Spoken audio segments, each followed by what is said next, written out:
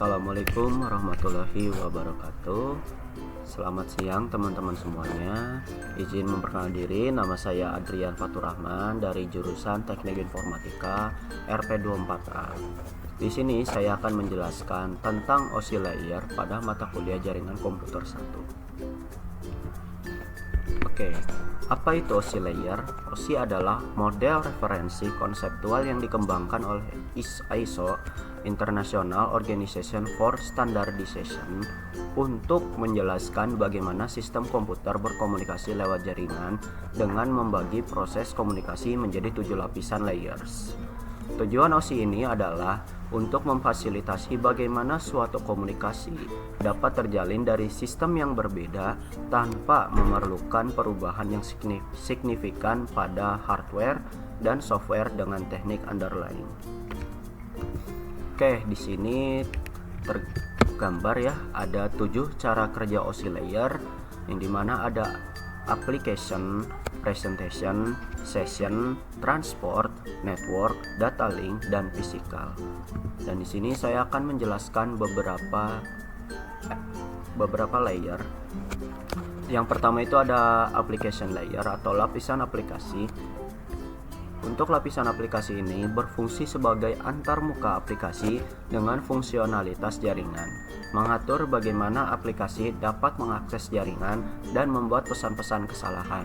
Protokol yang berada dalam lapisan ini adalah HTTP, FTP, SMTP, SSH, dan Telnet. Dan di sini ada gambar jenis layanan terkait file transfer, web surfing, email, dan virtual terminals yang dimana setiap jenis layanan ini memiliki protokol masing-masing. Untuk selanjutnya yang kedua ini presentation layer atau lapisan presentasi. Pada lapisan ini bertugas untuk mengubah format data yang dikirim atau diterima oleh aplikasi seperti enkripsi, dekripsi, kompresi, dekompresi, dan sebagainya. Fungsi format tersebut adalah agar data dapat digunakan dengan program tertentu sehingga pengguna dapat mengakses, menyerap, dan menggunakannya data tersebut. Contohnya adalah ketika mengirimkan sebuah pesan yang nantinya pesan yang dikirim akan dienkripsi agar aman. Dan di sini ada gambar tentang presentation layer di mana ada encryption yang diarahkan kepada compression, lalu di translation agar memudah pengguna untuk memahami pesan yang disampaikan. Dan di sini ada gambar gembok di mana itu adalah logo enkripsi gitu ya. Untuk yang selanjutnya ketiga, session layer atau lapisan sesi. Lapisan sesi ini menentukan bagaimana dua terminal menjaga, memelihara, dan mengatur koneksi, bagaimana mereka saling berhubungan satu sama lain.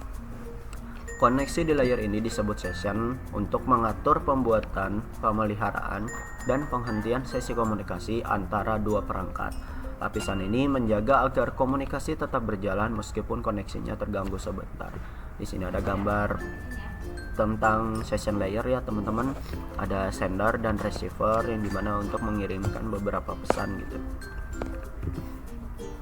Oke, yang selanjutnya ini yang keempat, transport layer atau lapisan transportasi. Lapisan transport adalah lapisan logis yang model komunikasi jaringan yang memungkinkan komunikasi antar proses yang berjalan pada perangkat yang berbeda.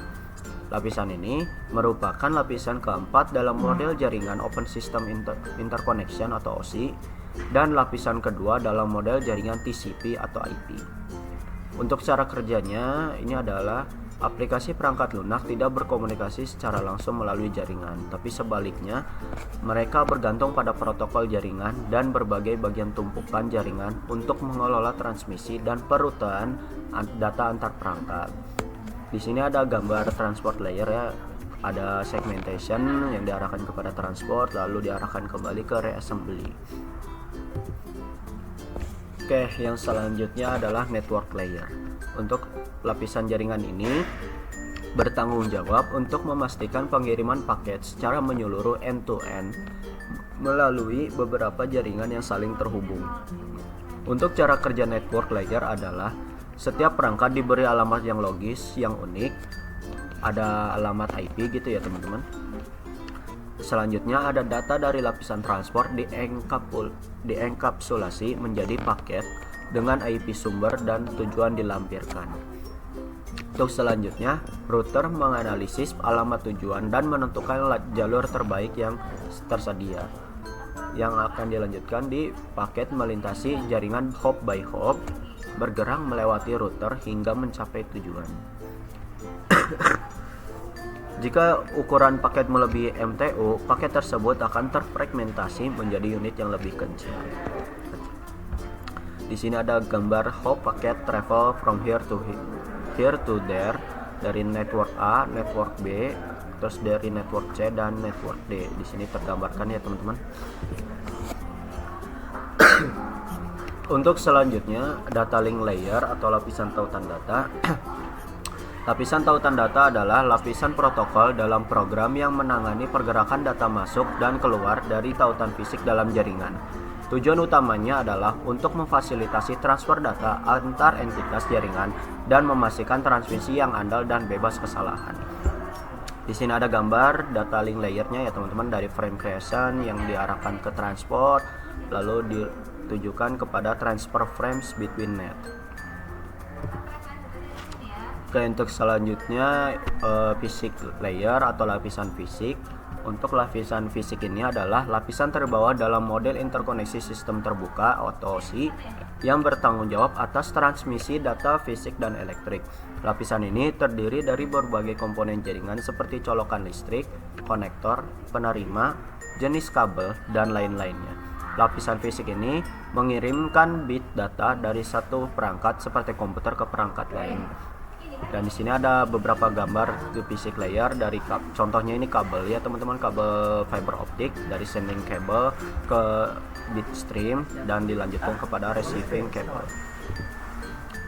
Oke, untuk kesimpulannya, model OSI atau Open System Interconnection memiliki kerangka konseptual yang menjelaskan bagaimana data dikirim dan diterima melalui jaringan komputer, mulai dari proses fisik hingga aplikasi yang digunakan pengguna. Model ini terdiri dari 7 lapisan layer yang masing-masing memiliki fungsi dan tanggung jawab berbeda, namun bekerja sama secara berurutan untuk memastikan komunikasi data berjalan dengan baik. Setiap layer memiliki fungsi unik namun saling mendukung, dari proses fisik hingga aplikasi. Dengan memahami OSI layer ini, kita dapat lebih mudah merancang, mengelola, dan menganalisis jaringan komputer secara efektif dan efisien. Mungkin itu saja yang bisa saya jelaskan terkait 7 cara kerja OSI layer. Semoga materi yang saya sampaikan ini dapat dipahami oleh teman-teman. Itu saja yang bisa saya sampaikan. Kurang lebihnya mohon maaf. Assalamualaikum warahmatullahi wabarakatuh.